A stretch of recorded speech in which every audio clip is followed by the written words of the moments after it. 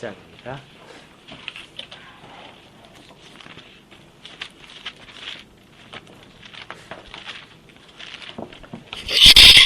사도행전 1장 1절부터 8절까지의 말씀을 우리 같이 읽겠습니다.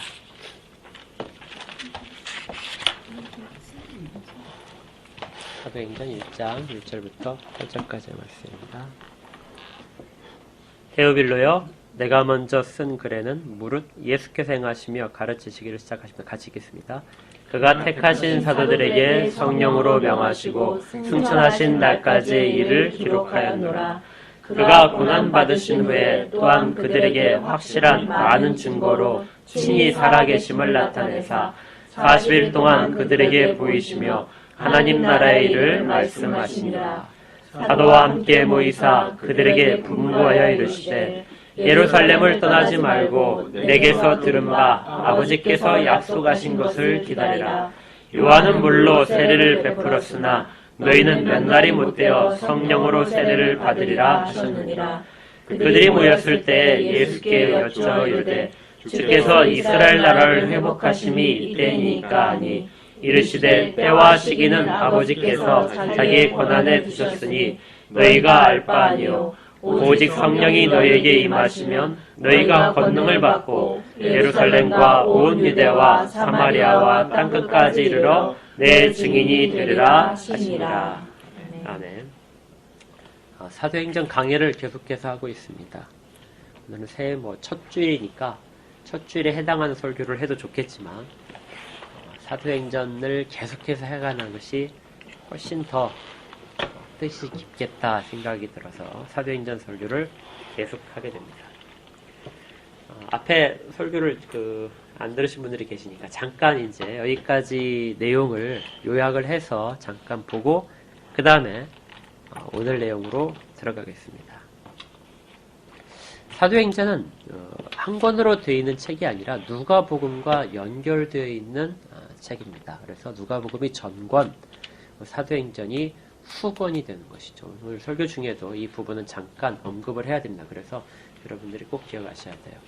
사도행전과 누가복음은 같이 묶여 있는 책이다. 그런데 시간상으로는 약 2년 정도의 시간 텀이 있는 것으로 보여집니다. 누가복음이 기록된 다음에 한 2년 정도 후에 사도행전이 기록된 것으로 보는 것이죠. 이런 것들은 이제 여러 가지 증거가 있기 때문에 이제 그 증거들은 자세하게는 설명하지 않겠습니다. 이런 사도행전과 누가복음을 한 권으로 읽으면서 우리가 발견할 수 있는 것, 그리고 또 특별히 사도행전을 볼 때 어떤 부분을 꼭 기억을 하고 명심을 해서 사도행전을 이런 틀 속에서 봐야 된다는 그 프레임을 가져야 됩니다. 그래서 한 세 가지를 지금부터 이제 볼 텐데, 첫 번째 프레임은 우리가 앞에서 했었어요. 첫 번째 프레임은 사도행전이 우리와 동떨어진 그러한 이야기가 아니라 우리라는 이야기 그런 것이죠. 누가가 전혀 보지 못했던 일들을 기록하면서도 누가는 누가복음에서 우리 중에 일어난 일들이다 하고 기록을 하고 있습니다. 동일하게 우리 교회는 이 사도행전에서 일어난 일들이 우리와 같은 일들이다. 우리 중에 일어난 일들이라는 고백을 해야 됩니다. 현재성이 중요하죠. 과거 역사적으로 끝나는 것이 아니라 우리도 역시 똑같은 그 행적 가운데서 같이 포함되어 있다 하는 것이 우리라는 걸 가지고 꼭 살펴보아야 된다 하는 거였습니다. 두 번째 사도행전을 보는 틀은 우리가 사도행전을 볼 때 많은 사도들이 기적을 일으키고 또 아주 탁월한 설교들을 하고 사람들을 섬기고 하는 모습들이 나타나는데 그러한 모든 일들에 집중하다 보게 되면 그 이면에서 그 모든 일들을 만들어 가시는 하나님을 놓치기가 쉽습니다. 그래서 우리가 이것을 제1원인과 제2원인이라고 설명을 드렸었습니다. 역사의 가운데 일어난 우리가 모든 일들을 살펴볼 때 사람들이 어떤 일을 택하고 그 다음에 그 일들을 결정해서 아주 강한 의지로 행하게 되는 것들, 그러면 그 일들이 발생한 것처럼 보이는데 이것들을 제2원인이라고 합니다. 사람들이 하는 일들은 제2원인인 것이죠. 역사를 주관하시는 하나님께서 그 일들을 허락하실 때만 이루어집니다. 그래서 모든 일들은 하나님의 섭리 가운데, 주관하시는 가운데 발생하게 되죠. 그래서 그것을 하나님이 하신다. 그래서 제1원인은 하나님이십니다. 역사는 제1원인 되신 하나님의 뜻대로 그 가운데서 제2원인 되는 사람들의 의지와 모든 노력을 동원해서 이루어지는 것입니다. 사도행전은 이 두 가지가 아주 절묘하게 잘 엮어져 있는 것이죠. 이걸 잘 나타낸 것이 특별히 사도행전입니다. 오늘은 이제 세 번째 틀을 볼 텐데요. 이건 아주 낯선 틀은 아닙니다. 제가 말씀드렸던 첫 번째 틀, 우리라는 것, 교회를 포함시키는 우리들이에요. 우리라는 틀과 그 일을 만들어 가시는 제일 원인인 하나님을 연결시키게 되면 하나님이 계획하시고 하나님이 보내신 사람들, 하나님이 택하신 사람들을 통해서 하나님은 하나님의 일들을 만들어 나가십니다. 표면적으로는 우리들이 하는 것이죠. 이렇게 해서 역사 가운데 드러나는 것들을 하나님 나라의 일이라고 합니다. 그러니까 세 번째 사도행전의 틀은 하나님 나라의 일이라는 것이죠. 사도행전은 어떤 특별히 한 지역에서 일하는 것이 아니라 하나님 나라라는 큰 틀 안에서 계속해서 이루어지고 또 현재성을 가지고 일어나는 일들이라는 것입니다. 여기에서 이제 우리가 꼭 오늘 설교를 듣기 전에 머릿속에 기억하셔야 될 것이 있다면은 하나님 나라의 일들이라고 하는 것은 저 먼 곳에 있는 것이 아니라 아까 우리라는 개념 속에 들어가 있죠. 하나님은 지금도 계시죠. 그러면 하나님 나라는 현재성입니다. 그러니까 지금 하나님 나라에서 일어나는 일들, 이것이 우리가 사도행전을 볼 때 꼭 기억해야 된다는 것이죠. 성경 전체가 사실은 이 이야기로 가득 차 있는데 사도행전은 그것을 더 극명하게 잘 드러내고 있습니다. 사도행전 자체에서도 이런 그 틀을 제공을 하고 있는데요. 사도행전 28장을 한번 보십시오. 사도행전 제일 끝장인데요. 사도행전 28장의 마지막 30절과 31절을 보시면 이렇게 되어 있습니다. 바울이 온 이태를 자기 셋집에 머물면서 자기에게 오는 사람을 다 영접하고 하나님의 나라를 전파하며 주 예수 그리스도에 관한 모든 것을 담대하게 거침없이 가르치더라. 그러니까 사도행전의 마지막 끝부분은 바울이 계속해서 하고 있는 일들을 기록하면서 진행형으로 끝납니다. 그것이 무엇이냐면 하나님 나라를 전파하고 주 예수 그리스도에 관한 모든 것을 가르치고 있는 것이죠. 그런데 이 끝에 있는 하나님 나라를 전파하며 주 예수 그리스도에 관한 것을 가르친다는 내용을 우리 사도행전으로 잠깐 다시 오시면 1장으로 잠깐 가보십시오. 1장 3절에 보시면 이렇게 되어 있습니다. 아까 우리가 읽었던 부분이죠. 그가 예수님입니다. 예수님이 고난받으신 후에 또한 그들에게 확실한 많은 증거로 친히 살아계심을 나타내사 40일 동안 부활하신 다음에 40일 동안 어떤 일을 하셨는데 그 하신 일을 딱 요약할 때 뭐라고 하냐면 그들에게 보이시며 하나님 나라의 일을 말씀하셨다. 그러니까 하나님 나라의 일을 주님께서 말씀하셨고 그 모든 것들을 사도들이 계속해서 말을 하고 그리고 나중에 바울도 하나님 나라를 전파하는 일을 끝까지 하고 있다는 것입니다. 그러니까 처음과 끝이 하나님 나라라는 단어로 묶여 있는 것이죠. 그러면 바울이 가르친 두 번째 있는 부분은 예수 그리스도에 관한 모든 것입니다. 이 예수 그리스도의 모든 것은 이제 추측하실 수 있죠. 어디에 나오냐면 누가복음에 나옵니다. 누가복음 시작이 그 모든 일들을 자세하게 근원부터 자세히 살펴서 기록하겠다. 누가가 이렇게 선언을 했었잖아요. 누가복음 1장에 보시면은 우리 중에 이루어진 사실들인데 처음부터 목격자 말씀에 읽고된 자들이 전해준 그대로 내가 그것들을 기록하게 됐다. 그 모든 일을 근원부터 자세히 살폈다 하는데 그 근원의 시작이 예수 그리스도의 나심입니다. 그리고 예수 그리스도께서 죽으시고 승천하실까지의 모든 일들을 기록한 것이 누가복음입니다. 자, 그러면 아까 제가 처음에 말씀드렸지만 사도행전은 누가복음과 엮여져 있다고 그랬잖아요. 사도행전의 마지막에 보게 되면 누가복음과 사도행전을 다 종합하는 말이 들어있는 겁니다. 하나님 나라의 일을 전파하고 또 예수 그리스도에 관한 모든 것을 담대하게 가르쳤다. 이 두 책은 서로 연결돼서 계속해서 사도들로 그 입을 통하여 그들의 행적을 통하여 증거되고 있었다는 것이죠.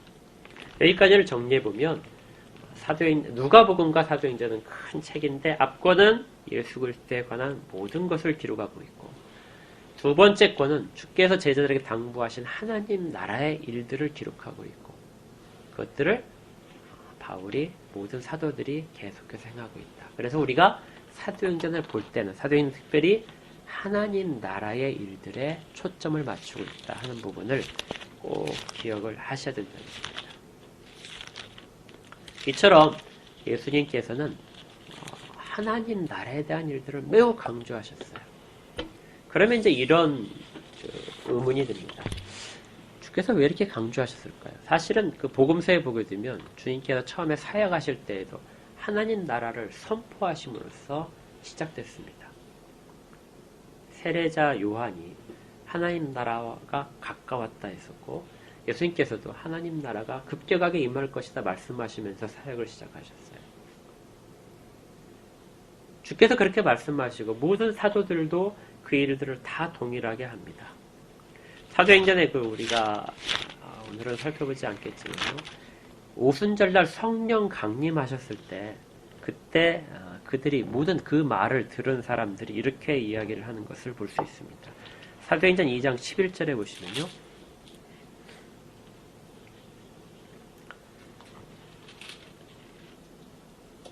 밖에 있던 사람들이 오순절 성령 강림하신 사건을 목격을 하게 되는데 그때 그레데인과 아라비아인들이라 앞에 있는 이방인들이 많아요.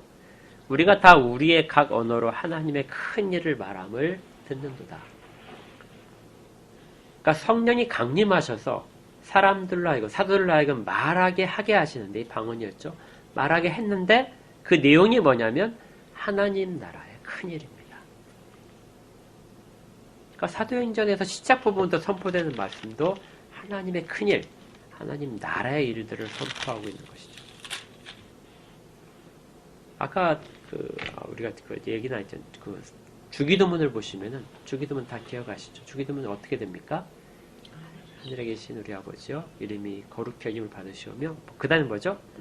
나라가 임하오시며 그러니까 주의 왕국입니다. 킹덤이에요. 킹덤이 임하옵소서 이렇게 기도하는 것이죠. 이건 주님께서 특별하게 가르쳐 주신 기도입니다. 그런데 거기에 그 모든 것들을 보게 되면 현재로 해석되어야 됩니다. 그러니까 주님의 이름이 높임을 받으시옵소서 이것은 우리가 나중에 하는 걸까요? 지금 매 순간마다 주의 이름을 높이는 것이죠. 아버지 이름을 거룩히 여김을 받으시옵소서 하고 매 순간마다 찬양을 하고 영광을 돌려드립니다. 일용할 양식을 주옵소서 하는 것도 매일에 계속되는 반복되는 현재입니다. 그러니까 주기도문에서 있는 것들은 다 현재형인 것이죠. 그렇다면 나라가 임하옵소서 하고 물어보는 것도 우리가 주께 간청을 하는 것도 사실은 현재인 겁니다. 그러니까 앞으로 먼 미래에 일어날 일이 아니라 하나님 나라는 현재성을 갖고 현재 이루어지고 있는 과정이라는 겁니다. 이처럼 우리가 매일 고백해야 되는 신앙도 그리고 의지해야 되는 그런 신앙의 내용도 하나님 나라로 가득 차 있습니다. 자, 그렇다면 이제 하나님 나라가 대체 무엇이길래 얼마나 중요하길래 성경에서 이렇게 강조하고 주께서 무슨 사역을 마치실 때도 이렇게 하나님 나라를 다시 40일 동안이나 특별하게 복습을 시키는 거예요. 복습을 시켜서 40일 동안 특별한 교육을 시키셨는가? 오늘 우리가 이제 살펴볼 것이 바로 이 부분입니다. 하나님 나라가 얼마나 중요한가? 그리고 거기에 대한 실체는 무엇인가 하는 부분입니다. 주님께서 그렇게 하나님 나라의 중요성을 40일 동안 가르치시자 제자들한테서 질문이 나왔습니다. 6절에 있는데요. 그들이 모였을 때 예수께 여쭤 이르되 그러니까 제자들은 40일 동안 계속해서 모여있던 건 아니었어요. 각자 생업도 하고 다른 곳에도 가고 주님도 그들과 항상 같이 있지 않으시고 그들과 있다가 또 떠나가셨다가 다시 오시고 했던 일들이 반복된 것 같습니다. 근데 그렇게 이제 하시다가 제자들이 다시 모였을 때가 되었는데 이들이 이제 그동안 궁금했던 부분을 주께 물어봅니다. 예수께서 이르되 주께서 이스라엘 나라를 회복하심이 이때입니까? 이 질문은 굉장히 중요합니다. 굉장히 많은 내용을 포함하고 있는 질문이에요. 제자들의 질문을 이렇게 하나의 질문이지만 사실은 여기에는 유대인들이 갖고 있던, 그리고 예수님에 대한 이름을 들었던 모든 사람이 가지고 있던 세 가지 질문을 다 포함한 것입니다. 그리고 그 일부분에는 이미 답을 내리고 하나의 질문만이 남게 된 거예요. 예수님에 대한 이야기를 들은 사람들이 세 가지의 궁금점, 그리고 질문을 넣은 것이 있습니다. 첫 번째가 뭐냐면 예수님께 물었기를 예수님이 과연 메시아입니까? 물어본 거예요. 메시아는 그리스도란 말과 동일하죠. 히브리어와 헬라어로 번역이 틀리기 때문에 메시아와 그리스도란 말은 같습니다. 그리고 종종 왕이란 말로도, 기름 부음을 받은 자이기 때문에 왕이란 말로도 해석이 됩니다. 그러니까 유대인들이 계속해서 예수님이 이 사역을 하실 때 질문을 했어요. 예수님, 당신이 정말 그리스도입니까? 우리가 기다리던 메시아입니까? 하는 질문이 첫 번째 있었고요. 두 번째는 당신이 그리스도라면 이스라엘을 회복하실 겁니까? 메시아라면 이스라엘을 회복해야 되는데 그 일들을 지금 하시겠습니까? 하고 물어보는 것이 두 번째입니다. 세 번째는 회복하실 때가 지금입니까? 앞으로 한참 있어서 이루어질 일입니까? 지금 그 일을 시작하시겠습니까? 하는 거예요. 이 질문은 복음서에서 그리고 사도행전에서 계속해서 등장을 했습니다. 그런데 복음서를 한번 나중에 자세히 한번 읽어보세요. 우리가 마태복음을 계속 공부하고 있지만 복음서에서 예수님이 탄생하실 때부터 사역하실 때, 그리고 이제 나중에 십자가에 달려 죽으실 때까지 쭉 보게 되면 언제 이 말들이, 예수님에 대한 질문이 많이 나오기 시작하냐면요, 마지막 끝에 가서 많이 나옵니다. 우리가 지금 사도행전을 하니까 누가복음만 한번 살펴보겠습니다. 누가복음의 22장을 보시면요.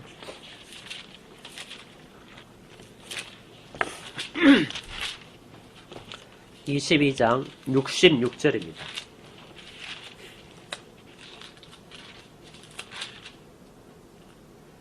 날이 새매 백성의 장로들 곧 대제사장들과 서기관들이 모여서 예수를 그 공회로 끌어들였습니다. 그 공회에서 이제 예수님 잡히신 다음에 첫 번째 유대인들로부터 재판을 받는 거예요.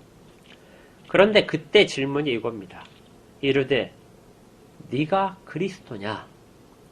그리스도이거든 우리에게 말하라. 이렇게 됩니다. 네가 그리스도인지를 우리에게 답을 해줘라. 그러면 거기에 대한 처우가 바뀔 거라는 것이죠. 그 말을 듣고 싶은 겁니다. 모든 사람들이, 지도자들이 그렇게 얘기하는 거예요. 그러자 내가 말할지라도 너희가 믿지 아니할 것이다. 내가 물어도 너희가 대답하지 아니할 것이다. 이 말씀은 너희는 나를 그리스도라고 생각을 하느냐 하고 물으실 거라는 겁니다. 근데 아무도 대답하지 않을 것이다. 내가 그리스도라고 대답을 하더라도 너희가 그것을 믿지 않을 것이다.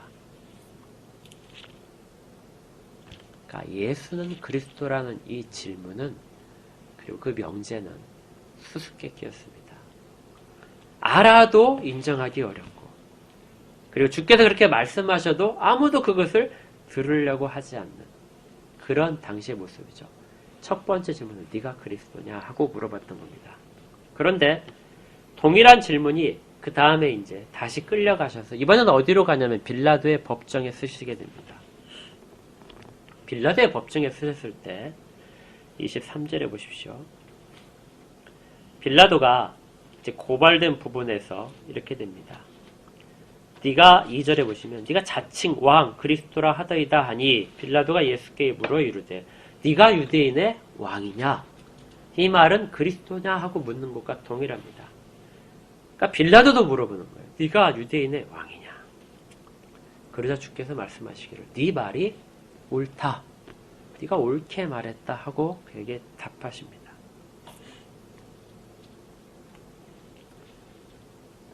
유대인도 이방인들도 계속해서 그 질문에 대한 것들을 반복해서 하고 있죠. 자, 이것들은 이제 다시 예수님이 죽는 순간에까지 이어집니다. 예수님이 십자가 달려 죽으실 때 이게 굉장히 중요한 장면인데요. 23장으로 넘어가시면 35절을 보십시오. 23장 35절에 자, 이게 십자가에 달리셨습니다. 그러자 그 옆에 서 있던 백성들, 구경하던 사람들이에요. 백성이 서서 구경하는데 관리들도 있었습니다. 그들이 비웃어 이르되 저가 남을 구원하였으니 만일 하나님이 택하신 자 그리스도면 자신도 구원할지다 하고, 네가 그리스도라면 너를 구원하라 하는 말입니다. 네가 그리스도냐 하고 묻는 것들이 계속되는 것이죠. 밑에 또 내려오시면 군인들이 말합니다. 이르되 네가 만일 유대인의 왕이면 네가 너를 구원하라. 그러니까 네가 유대인의 왕이냐 하고 질문하는 거예요. 그렇다면 너를 구원해서 내려와라 하는 것입니다. 39절에 예수님의 좌우에 달린 강도들입니다. 행악자들인데 그들이 말하는 것도 또 이렇게 됩니다. 다시 39절에 보니까 네가 달린 행악자 중 하나는 비방하여 이르되 네가 그리스도가 아니냐 너와 우리를 구원하라. 네가 그리스도라면 우리를 구원해라. 40절에 하나는 그 사람을 꾸짖어 이렇습니다. 그리고 42절에 말합니다. 이 42절이 아주 중요한 고백이에요. 이르되 예수여 당신의 나라에 임하실 때 나를 기억하소서 하니. 이 질문은 이전의 사람들이 했던 요청과 정말 다릅니다. 물론 누가복음 9장에서 베드로가 주는 하나님의 아들, 하나님이 보내신 그리스도입니다 하고 고백한 장면이 있기는 있었습니다.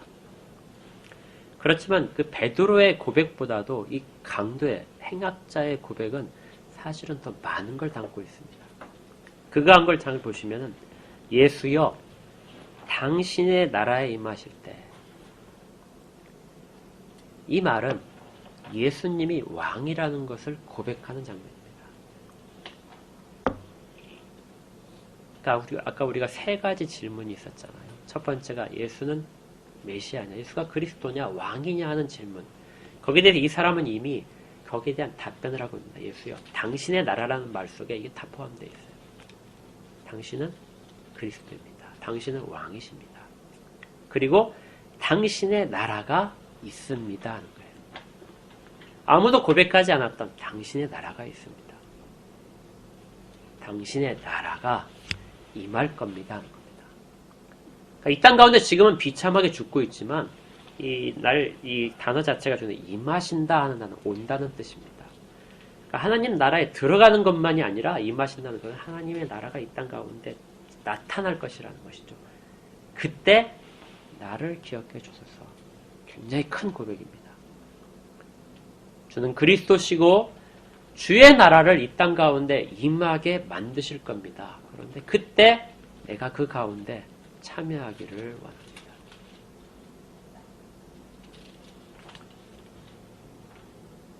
이 고백을 하게 하신 하나님의 그 모든 섭리들을 보면 굉장히 놀랍습니다. 죽을 때가 돼서, 이게 사실은 누가가 기록하고 있는 이 마지막 장면이거든요. 근데 마지막 장면 가운데 주에 대한 고백을 하고 있는데 그것이 바로 이것인 것이죠. 예수여, 당신의 나라가 임하실 때 나를 기억하소서. 사실은 우리가 지금도 해야 될 고백 가운데 하나입니다. 하나님 나라가 이 땅 가운데 임재할 때, 그때 우리가 그 가운데 주의 긍휼을 입어서 들어가기를 원합니다.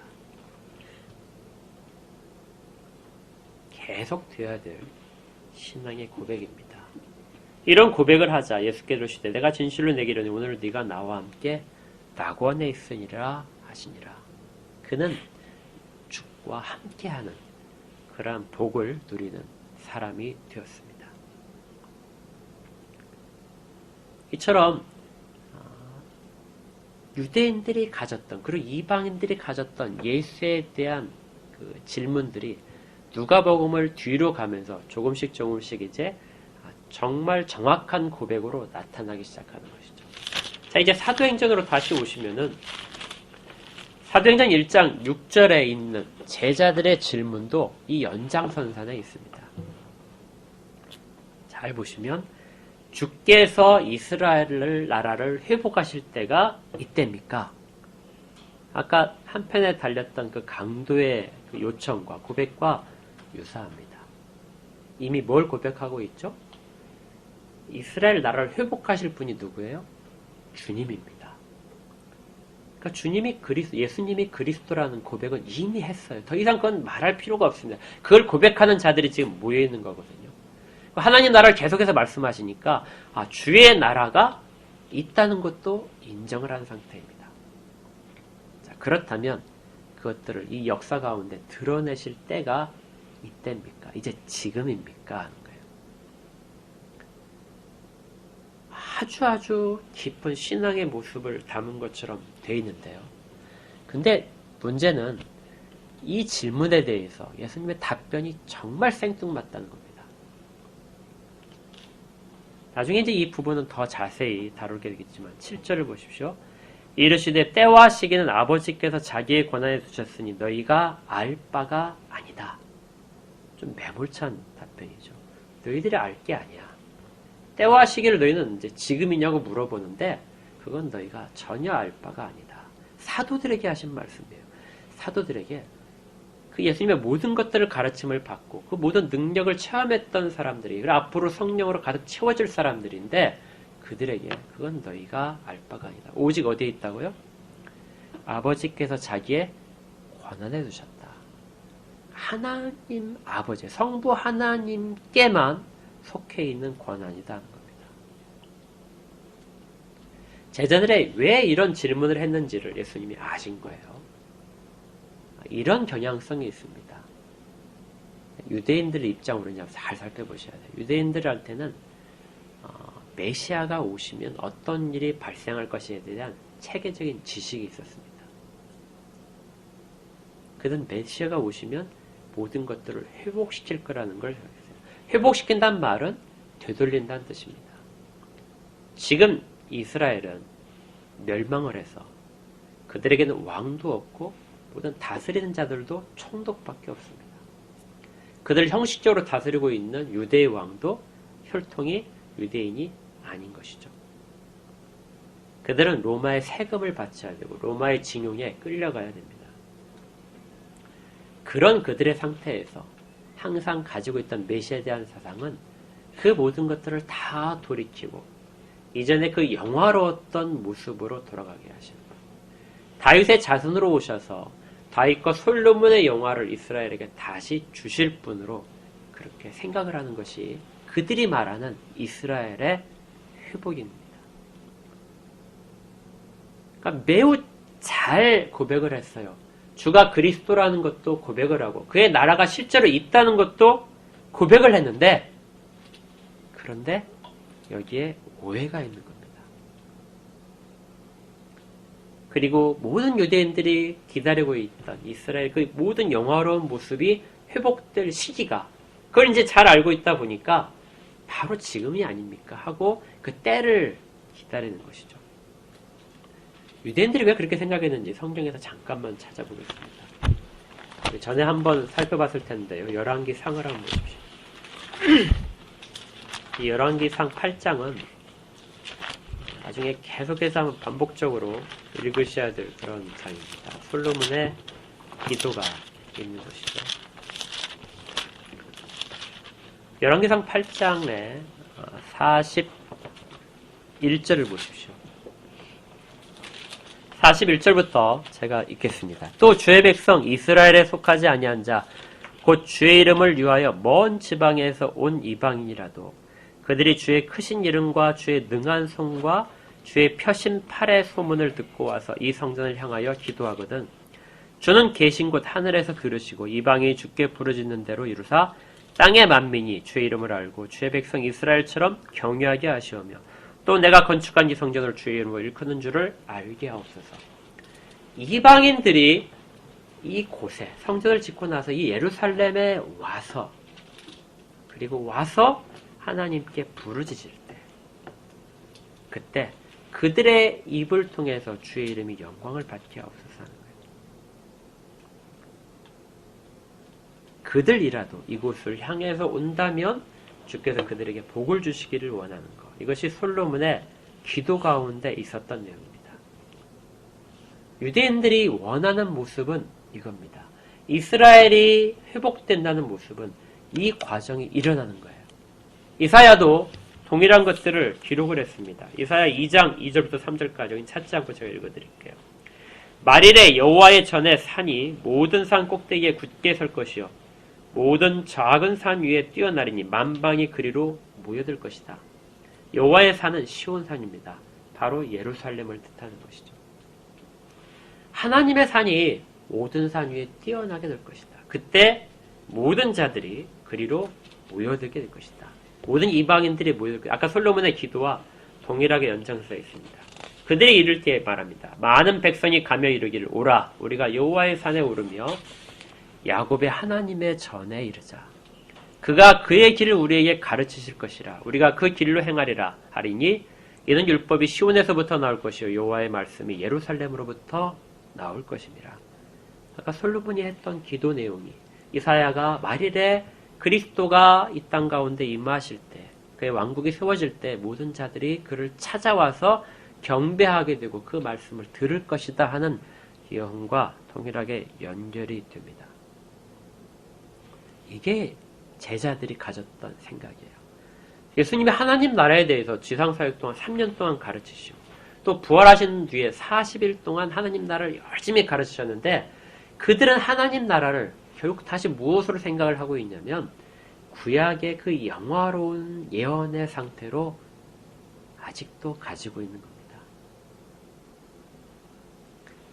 우리의 신앙생활도 사실은 이러기 쉽습니다. 우리가 예수를 주라 고백하고 하나님의 자녀됨으로써 주의 길을 간다고 이렇게 얘기하지만 그 가운데 주의 백성된 자들이 취득할 수 있는 주로부터 은혜를 받아서 얻을 수 있는 영화로움을 쫓는 경우가 굉장히 많습니다. 예수를 믿으면 잘 될 것이다. 예수를 믿으면 모든 일들 가운데 복을 받을 것이다. 우리가 지금은 그것을 가지지 못하지만 우리가 주의 백성이 되고 주께서 우리 은혜를 베푸는 순간 우리에게는 모든 것들이 보장된 것들이 찾아올 것이다. 그렇다면 이제 궁금한 건 딱 하나밖에 남지 않는 것이죠. 그럼 과연 그게 언제 될 것인가? 자연스럽게 그 마지막에 있는 그것들이 이루어지는 때를 찾게 됩니다. 어떤 사람들은 그 때를 알기 위해서 기도에 능력이 있다는 그 예언을 한다는 사람들을 찾아다니기도 하고요. 또 어떤 사람들은 그 때가 누군가가 그 때를 알고 있다. 그래서 그 사람들을 찾아가서 그 때를 알고 있는 그 잘못된 가르침에 빠지기도 합니다. 그들이 우리가 잘 아는 이단들입니다. 사단이 아주 교묘하게 우리의 모든 신앙적인 부분의 흐름을 왜곡시켜서 그 때에 집중하게 만드는 것이죠. 주님이 제자들 가운데 일어나고 있는 이런 경향성을 아셨습니다. 그래서 아까 우리 사도행전에 있었던 말씀이 바로 그걸 나타내는 거거든요. 주께서 6절 말씀에 하셨던 것, 그 때에 대한 것들은 너희가 알 바가 아니다. 지금 누군가가 때에 대한 것들을 내가 그 때를 안다. 그래 징조를 살펴보니까 그 때가 언제다 하고 또 얼마 안 남았다 하고 말을 한다면 그는 잘못된 가르침입니다. 성경에서 예수님께서 특별하게 금하셨기 때문에 그렇습니다. 우리가 신앙생활을 할 때 종교개혁자들이 그 정해놓은 중요한 그 모토가 있어요. 구호가 있는데 성경이 말씀하는 것까지 가고 성경이 멈추라는 데서 멈춘다. 이게 오직 성경을 말하는 것입니다. 주께서 금하셨습니다.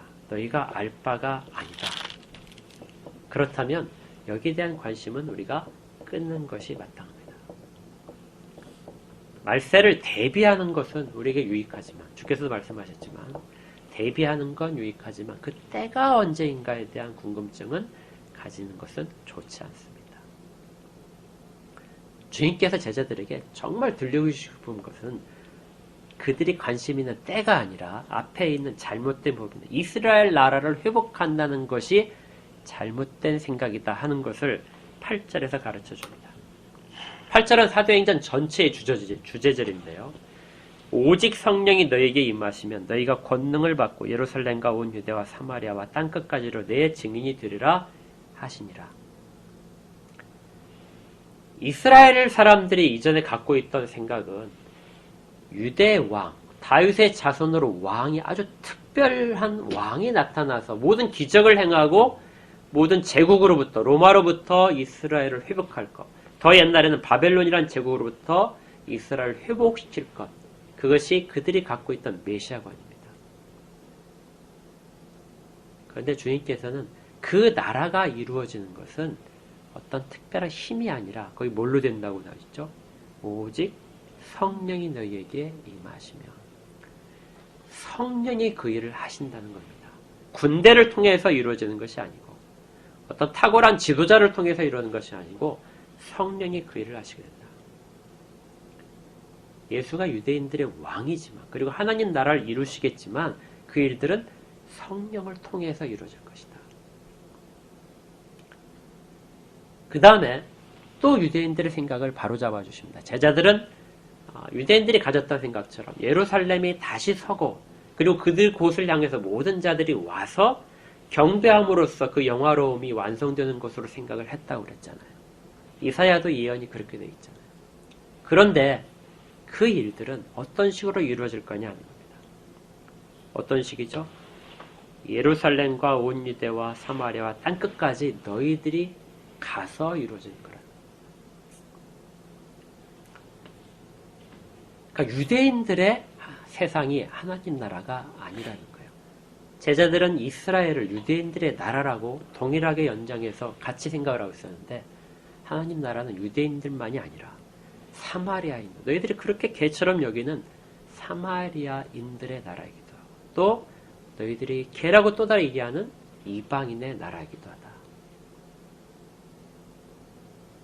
또 장소를 떠나게 됩니다. 예루살렘이 아니라 예루살렘과 온 유대와 사마리아와 땅끝까지가 모두가 다 하나님의 나라라는 겁니다. 그리고 그들이 찾아와서 하나님 나라의 영광이 드러나는 것이 아니라 권능을 가진 자들이 하나님의 백성된 자들이 어떻게 해요? 퍼져나가서 그곳에 가서 하나님 나라가 드러난다는 겁니다.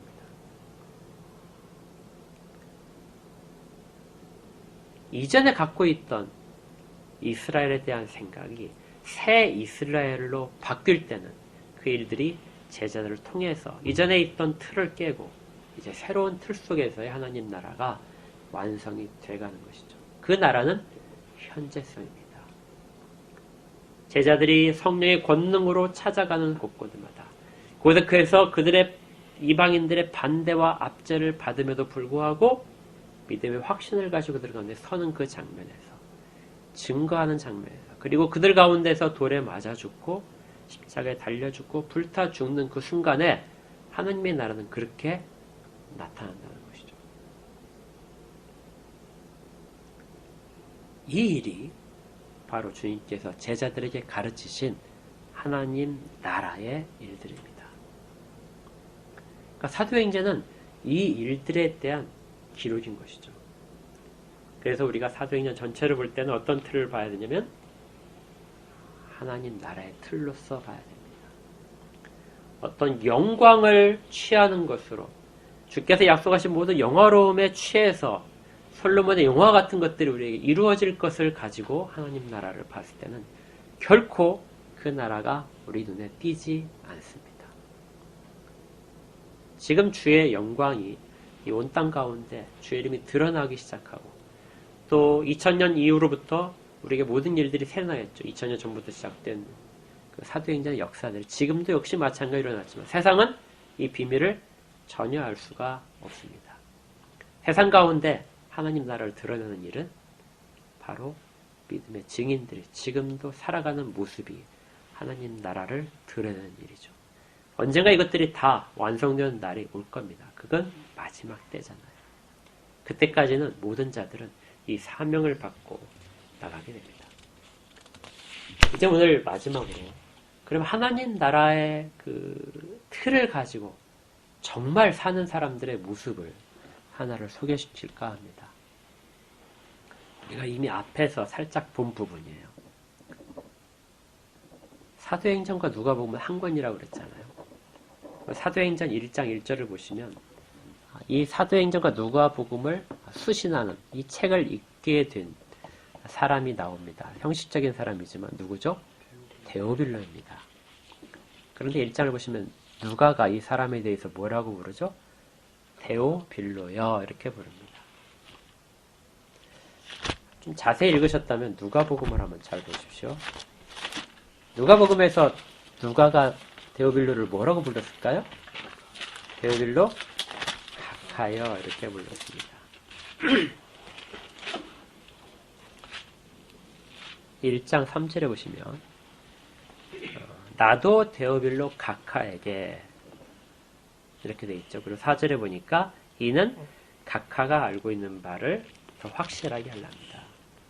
누가복음에선 데오빌로한테 각하라는 말을 이렇게 반복해서 붙였어요. 되게 높였습니다. 그런데 사도행전에 가니까 각하라는 말이 없어졌습니다. 왜 그랬을까요? 우리가 되게 이제 넘기기 쉬운 부분인데 누가복음과 사도행전을 같이 읽는 사람들은 이걸 놓치지 못할 겁니다. 왜 이런 차이가 생겼을까? 어떤 학자들은 그래요. 데오빌로가 누가복음을 받을 때는 관직에 있었다. 높은 공직에 있었다는 거. 총독이나 이런 직책에 있었는데 사도행전을 받을 때는 시간차가 있다 그랬잖아요. 관직에서 물러났을 것이다. 그런데 좀 설명이 안 됩니다. 어떤 사람이 관직에서 물러나면 각하라는 호칭을 안 붙이나요, 보통? 우리가 보통 붙이잖아요. 뭐 학교에 있으니까 예를 들어 교장선생님이 퇴직을 하셨어요. 그러면 교장선생님이 퇴직하셨는데 나중에 만났습니다, 밖에서. 그러면 뭐라고 붙일까요? 그냥 무슨 씨 이렇게 전혀 붙이지 못하잖아요. 역시 마찬가지 호칭을 계속해서 사용을 하겠죠. 무슨 부장님, 교장선생님 이렇게 계속해서 사용을 하면 노인정 가면은 그래서 교장선생님이라고 불리는 사람이 많대요. 퇴직하신 분들이 있어서. 그러니까 데오빌로여 하는 말은 그 신분상의 변화가 분명히 일어난 건 맞습니다. 호칭이 바뀌었기 때문에. 그런데 그 호칭은 어떤 공직상에서 관직에서 물러났기 때문에 호칭의 변화가 생긴 건 아니라는 겁니다. 그러면 그의 신분에 무슨 변화가 생겼을까요? 동역자가 된. 그렇죠. 이전에는 그는 교회에 일어난 일들을 알고는 있지만 밖에 있는 사람입니다. 그래서 그는 형식적인 대접을 다 갖춰야 되는 사람이에요. 그런데 2년 동안 그는 교회 안으로 들어왔습니다. 그래서 그에게 붙었던, 교회 안에서 그에게 붙일 수 있는 호칭은 형제밖에 없습니다. 교우라는 거예요. 교우죠. 그에게 각하라는 것은 이제 더 이상 필요가 없습니다. 그가 관직을 벗었던지 벗지 않았든 간에 그가 여전히 총도에 있다 할지라도 그는 교회 안에 들어오면 형제일 뿐입니다. 이걸 교회가 잘 지키고 있는 거잖아요. 이게 하나님 나라의 일입니다. 하나님 나라가 나올 때 이전에 다른 곳에서 있었던 신분상, 어떤 민족상 그런 모든 것들이 다 사라지고 오직 주 안에 있는 새로운 형제들이 되는 것. 이것이 하나님 나라가 이 땅 가운데 실현되고 있는 모습입니다. 제가 그 천진에 있었으니까요. 그때 그 천진 엘림교회에서 가자마자 제가 느꼈던 건데 굉장히 안타까운 것인데 끝까지 그 부분을 제가 그 사람들에게 이렇게 제시하지 못했어요. 제가 가니까 그 중국의 천진에 삼성전자 법인장이 그 천진에 있었습니다. 삼성전자 핸드폰 공장이 있는데 1년에 1억 대를 생산을 했어요. 제일 많이 할 때. 뭐 지금 보니까 뉴스 보니까 1년에 한 삼성에서 3억 대 정도를 판다고 그래요. 그러니까 휴대폰의 3분의 1 정도를 그 한 공장에서 하고 워낙 공장 규모가 크기 때문에 이제 중국 전체 법인장이 이제 거기에 있었습니다. 근데 그분이 엘림교회 장로님이었어요. 근데 이분이 믿음이 좋았어요. 그래서 그 삼성 회장이랑 골프를 칠 때도 술을 이렇게 권하는데 단호하게 거절도 하고 그랬다고 간증도 하고 그랬었습니다. 근데 이분이 법인장이기 때문에 어떤 일이 있었냐면 그 천진의 한 절반 정도는 그 삼성의 영향권 안에 있는 사람들입니다. 직원은 별로 안 되는데요. 한인들이, 하청업체들이 엄청나게 많고 또 그 유통이나 이런 것들 하는 사람들이 많아서 이분의 말이 굉장히 영향력이 있는 거예요. 그래서 그분이 그 엘림교회에 계시는 동안 거의 매주 한두 번씩은 그분의 전도를 받아서 사람들이 등록을 했어요. 헌금도 물론 많고 사람들이 막 계속해서 불어났습니다. 그런데 그들이 이제 대부분 누구냐면 이제 하청업체 직원들입니다. 그러니까 이 삼성 법인장 그 장로님을 한번 얼굴 보면은 그 사람들한테는 사업이 잘 되는 거예요. 그런데 얼굴 볼 수 있는 방법이 회사에서는 절대 못 보고 찾아가면 안 만나주니까 밑에 있는 직원들만 만나야 되니까 그분을 아주 편하게 만날 수 있는 건 교회였던 거죠. 교회에 그런 모습이 있다는 걸 잘 알고 찾아왔습니다. 그래서 굉장히 많이 썼는데 그런데 문제가 있습니다. 나중에 이제 예배를 다 드리고 나면 점심을 먹잖아요. 점심 먹을 때 그분 주위로 그 인원들이 다 이렇게 모입니다. 그들은 교회 안에서 삼성을 다시 만들고 있는 거예요. 그분은 굉장히 믿음이 좋으셨는데 그분은 교회 밖에서도 삼성 법인장이지만 교회 안에서도 삼성 법인장이었어요. 그래서 신분들이 이렇게, 왜냐면 그들은 상당히 잘 사는 사람들이에요. 이렇게 갈라지는 그러한 일들이 있었습니다. 이게 굉장히 안 좋게 보였는데 그때는 제가 이제 아무 권한도 없고 그래서 설교상에서 가끔 이렇게 비틀어서 이야기는 하지만 그렇게 하지 못했던 안타까움이 있었습니다. 교회는 그러면 안 됩니다. 밖에서 어떤 신분이든지 간에 그가 대통령이든 뭐 총리든 장관이든 간에 교회에 오면 그는 형제입니다. 누구나가 다 그를 편하게 부를 수 있는 사람이 되는 것이 교회입니다. 초대교회에 얼마나 이것들이 잘 지켜졌는지 우리는 기록을 통해서 살펴볼 수 있습니다.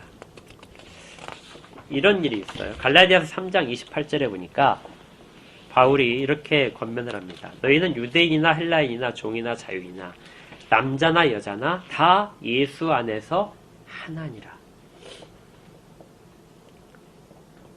그래서 이 하나 되면 상전이나 종이나 그들이 모두 다 형제가 된 것입니다. 지금 우리보다도 당시에는 훨씬 더 어려웠을 거예요. 왜냐하면 노예도 있고 주인도 있기 때문이죠. 근데 교회에 들어오니까 다 형제라고 가르치고 그걸 실천하기 때문에 너무 잘 이걸 지키니까 오히려 부작용이 생겼습니다. 그게 뭐냐면 디모데 전서에 이렇게 나와요. 디모데전서 6장 1절부터 2절. 여기는 한번 찾아볼까요?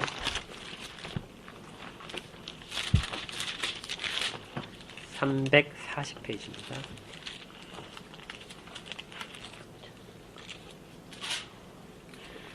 디모데전서 6장 1절부터 보시면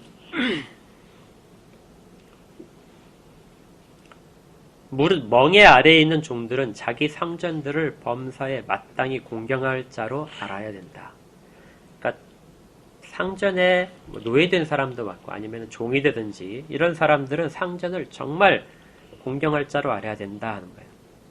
이는 하나님의 이름과 교훈으로 비방을 받지 않게 하려 함이라. 그런데 이 말을 왜 하냐면 뒷부분에 나오는 내용 때문에 그렇습니다. 믿는 상전이 있는 자들은 그 상전을 형제라고 가볍게 여기지 말아라. 그러니까 여기서 우리가 추측할 수 있는 게 뭐죠?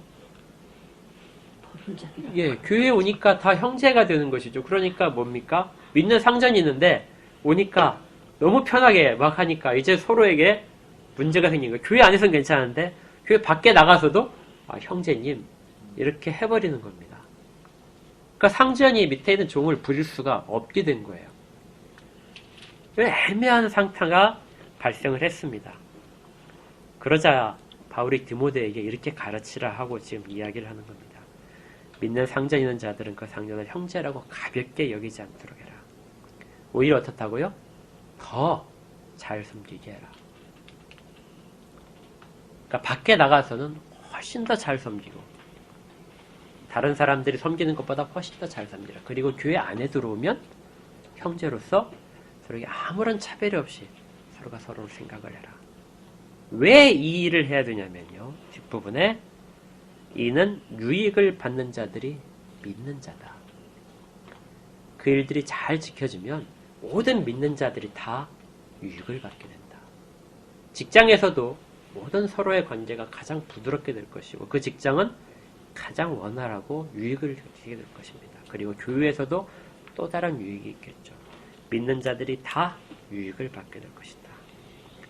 믿는 자요 사랑을 받는 자임이라. 너는 이것을 가르치고 전하라. 데오빌루라는 호칭 하나에도 이 부분이 담겨 있어서 얼마나 잘 지켜주고 있는지 우리는 여기서 찾아볼 수 있습니다. 우리가 사도행전을 보는 이제 세 가지 틀을 다 정리했습니다. 첫 번째는 우리의 이야기라고 그랬죠. 우리는 교회를 뜻합니다. 교회 안에 들어있는 모든 자들의 이야기입니다. 두 번째는 사람의 일을 보기보다는 물론 그것도 봐야 돼요. 그렇지만 그 이변에서 활동하시는 가려지기 쉬운 하나님, 그 일을 하시는 하나님의 초점을 맞춰야 된다. 그리고 세 번째는 첫 번째와 두 번째가 어우러져서 나타나는 하나님 나라의 일들이라는 것이죠. 이것들이 잘 이해가 되고 지켜지면 우리의 믿음은 굉장히 성숙할 겁니다.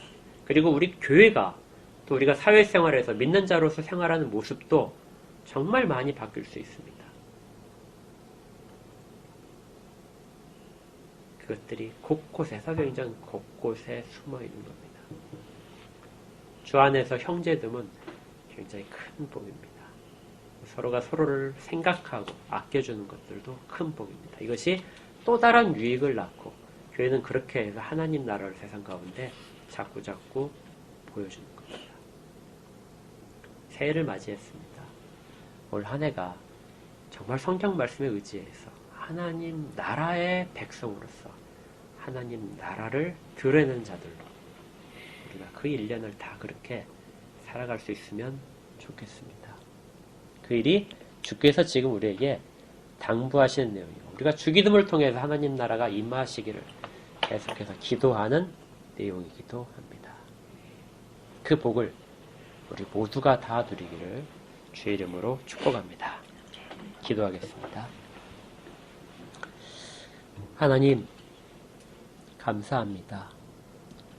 저희 모든 출생부터 다 다른 모습임에도 불구하고 주께서 그리스도 안에 저희를 다 담으셔서 하나 되게 하셨사오니 그 하나됨을 잘 경험케 하시고 또 마땅히 품어야 될 생각들을 가르쳐 주셔서 사회생활을 할 때 또 교회 가운데서 저희들이 마땅히 서야 할 부분들에서 주의 말씀에 의지하여 서게 하여 주시옵소서. 올 한 해도 하나님 나라의 삶을 사는 귀한 모두가 될 수 있도록 복을 허락하여 주시옵소서. 예수님 이름으로 기도합니다. 아멘. 찬송가